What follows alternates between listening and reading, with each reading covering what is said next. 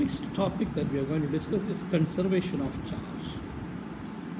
You might have heard about conservation of energy, which states that energy can neither be created nor be destroyed. It can only be transformed from one form to another or be transferred from body to another. But here in the case of electric charge, there's a slight difference in that statement. Conservation of charge, we state that net charge can neither be created nor be destroyed.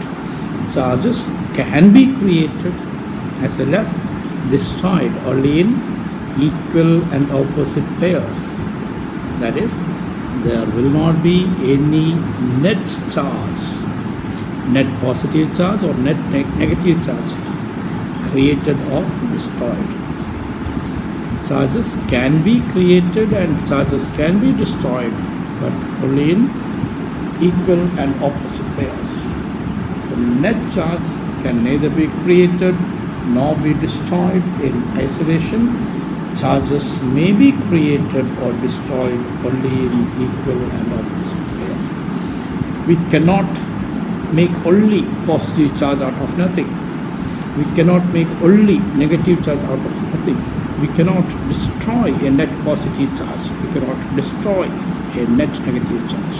But during a process, charges may be produced or destroyed, but the net charge before the reaction will be equal to the net charge after the reaction. The net charge, there may be net zero charge before the interaction, there may be some positive charge and equal amount of negative charge after the reaction, so the net charge is zero again. There are two famous phenomena called pair production and annihilation of matter. So if a positively charged particle and its negatively charged antiparticle, they meet, then the particle and antiparticle will combine and it will be completely converted to energy. So particle antiparticle pair can annihilate. Annihilate means become nothing, and it will be completely converted to energy. Here there was some positive charge, there was equal amount of negative charge. They combine and convert into energy. Energy is not having any charge. So this annihilation of matter, this is also not violating the principle of conservation of charge.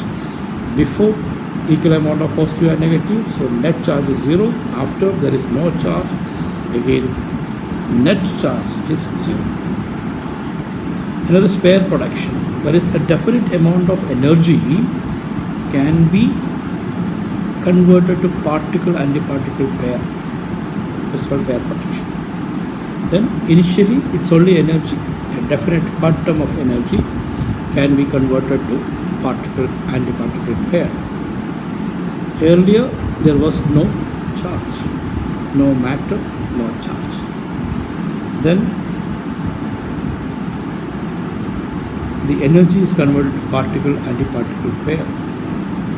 We have got equal amount of positive and negative charge, so net charge is zero. So even this annihilation of matter and the pair production is not violating the principle of conservation of charge. So according to the principle of conservation of charge, charges can neither be created nor be destroyed.